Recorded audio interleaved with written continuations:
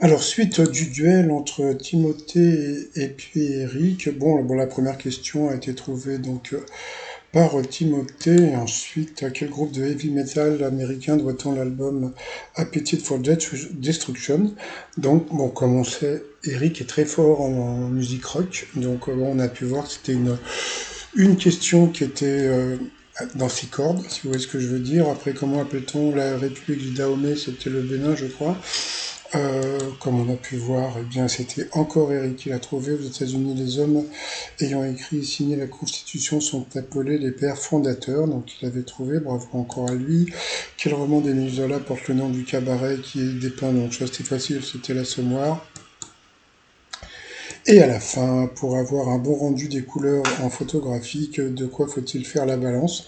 Alors, tu as une question sur la photographie pour les deux candidats. Il y en a un qui élève des vaches et l'autre, devinez quel est le métier de Eric. Eh bien, regardez.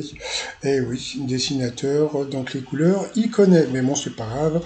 Ensuite, bon, bah, Timothée a eu droit à son petit truc, mais il a pas pleuré. Ensuite, il y a eu un genre de coup par coup. Bon, Paul s'est un peu planté, mais bon, c'était pas très important. Et après, donc, il y a eu un genre de coup fatal entre Paul et Alexandre. Donc, bon, dans un premier temps, donc c'était Alexandre qui a trouvé la première bonne réponse. Comment s'appelait Jakarta dans l'Indonésie appartenant aux Néerlandais? Je sais plus, tiens, mince, il l'a dit. Batavia. Ça m'est ça m'est revenu, Batavia, je trouvais ça rigolo.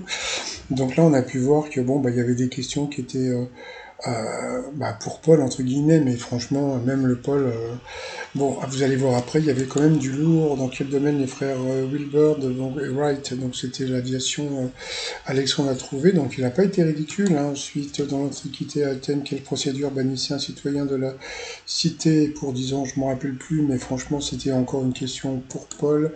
Quel écrivain américain a longtemps vécu à Key West? Non, bah, Key West écrivain, donc bien sûr, c'était Hemingway, qui a trouvé Alexandre. Dans quel pays mort Morespi était le capital? Je ne sais pas, mais Paul l'a trouvé. Bon, bah voilà.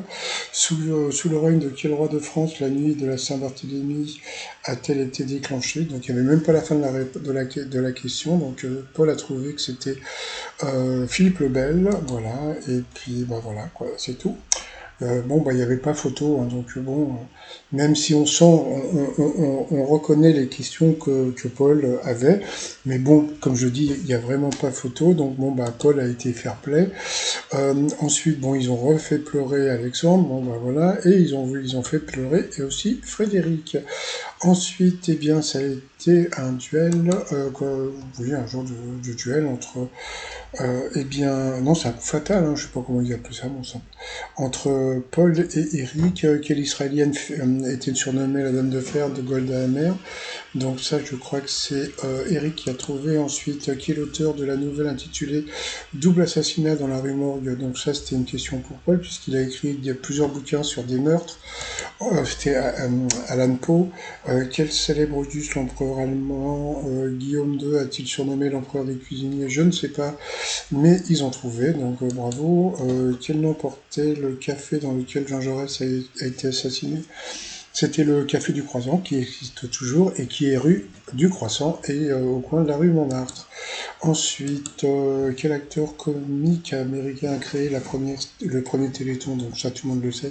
C'était Jerry Lewis. Ensuite, quel Gabriel a créé un requiem pour des funérailles à la Madeleine? Paul le savait. Bing. Dans quelle ville se déroule l'action du film Une journée particulière? Donc c'était facile, c'était à Rome. Quel plateau volcanique du Massif central a servi de pseudonyme à un célèbre couple de résistants? Donc j'en ai parlé hier sur les vaches, c'était le Braque. Ensuite, compléter le titre de cette chanson où Carlos de 73 tout nu et tout bronzé. Ensuite, à quelle autrice anglaise doit-on le roman Raison et Sentiment? Eh bien, Paul l'a trouvé.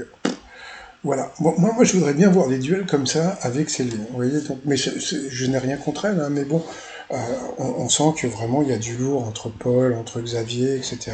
Bon, bah, de toute façon. Avec quelle actrice célèbre Spencer Tracy, hein. Ça, je rigole parce que bon, sur cette question, moi aussi j'aurais dit Hepburn, mais j'aurais jamais trouvé le prénom parce que je sais pas si c'était Catherine ou l'autre. Ensuite, selon l'expression, il n'y a que la vérité qui blesse. En 1831, quelle forme de fruit le caricaturiste Honoré Daumier a-t-il donné au visage de Louis-Philippe? C'était la poire, Paul l'a trouvé. Quel grec a composé la BO de Blade Runner? C'était Vangelis. Qui fut le troisième président des États-Unis? Donc c'était Jefferson, encore Paul qui a trouvé.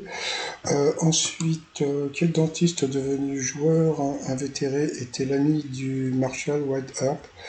Eh bien, Eric n'a pas trouvé, pourtant c'était facile, c'était Doc Holliday.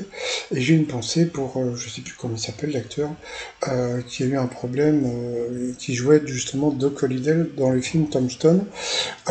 Ensuite, combien y a-t-il de i dans le mot pyjama? Bah, il n'y en avait aucun, mais Eric a cherché. Et à la fin, dans quel album d'Astérix le chien Idéfix fait-il son apparition? Donc il n'a pas trouvé, donc il a été éliminé. Mais bon, j'ai trouvé que c'était un très très beau duel et Eric, bon, bah bravo quand même à lui. Donc bon, Paul toujours aussi fair play. Donc voilà, la finale de ce soir, il va y avoir Xavier et Paul. Mais bon, j'ai l'impression que cette finale n'a servi à rien puisque d'autres vont se requalifier ce soir. Donc je vous ferai mon résumé que demain, parce que je vais pas faire une vidéo à 22h. Allez, ou même 23h. Donc je vous souhaite une très très bonne journée. Je vous dis à demain, portez-vous bien et surtout portez-vous. Bye bye.